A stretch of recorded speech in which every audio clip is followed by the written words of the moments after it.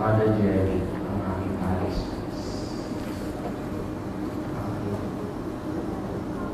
Yun ang ibang karanasan ng ibang parokyano kahapon.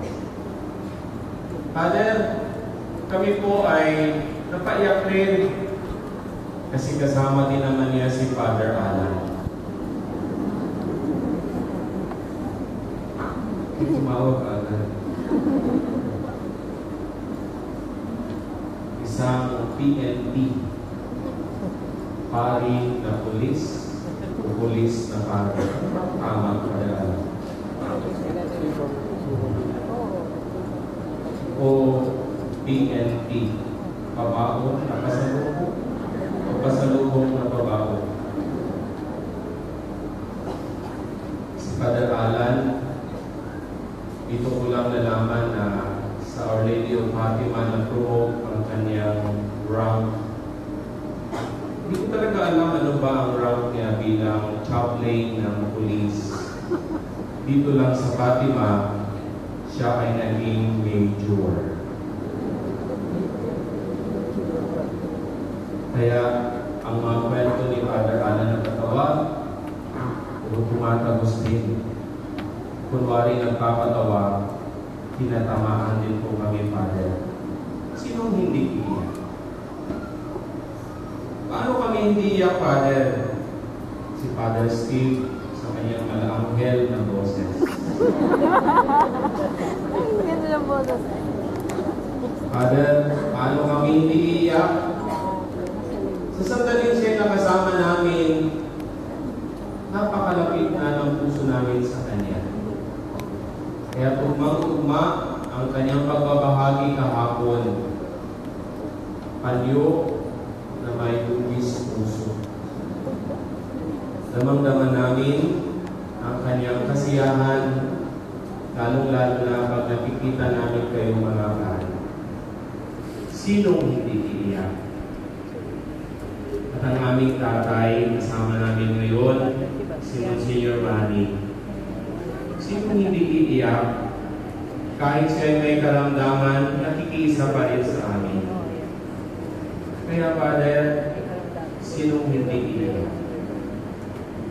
Marahil ito yung makaranasan ng iba. Umiyak sila kahapon, muntik na silang iiyak. Pero ang iba siguro ay, Father, napaiyak po ako nung ako po ay huling nag-umpisal. Kasi po, ang penance na ibinigay sa akin ng pari ay gumawa ng stasyon ng krus. Akala ko, Father, sa stasyon ng krus lamang ng aking penance. At sa bawat stasyon pala, ako ay magro-rosaryo ng 3-4 mysteries. At nasalin ko pa yung chaplet ng Divine Mercy. At sino hindi iyak sa ganong penance? Father, ang huli ko pong iyak ay nung sinabi ko po sa pari na hindi ko mapatawad yung mga taong nagkasala sa akin, nagkamali sa akin at humusga sa akin. Ngunit sinabi ng pari, patawarin mo sila.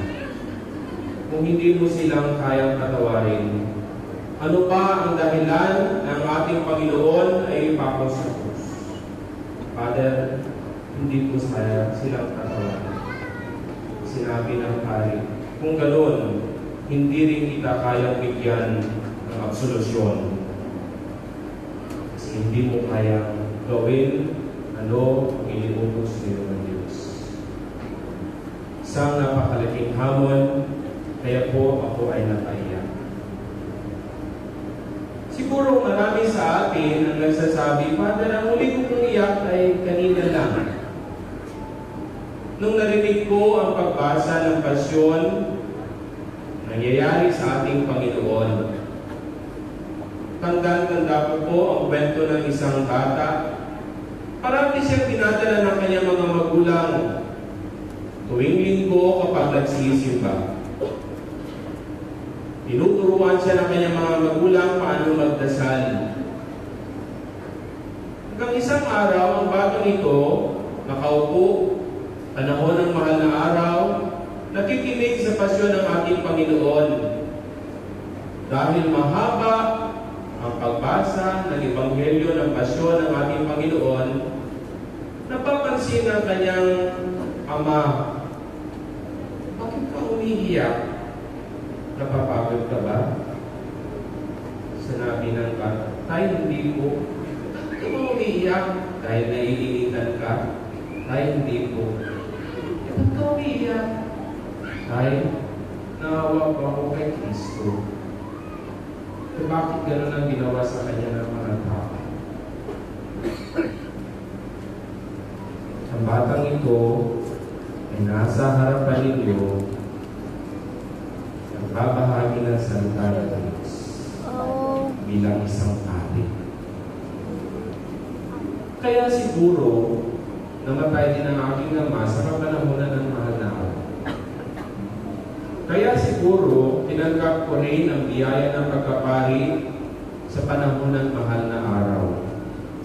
Dahil damang-dama ko ang pagdiriwang, ang paghandog ng buhay ng Panginoon. Damang-dama ko ang pag-alay ng Panginoon ang kanyang buhay sa Diyos. May nga kapatid, iyak ba kayo? Amina.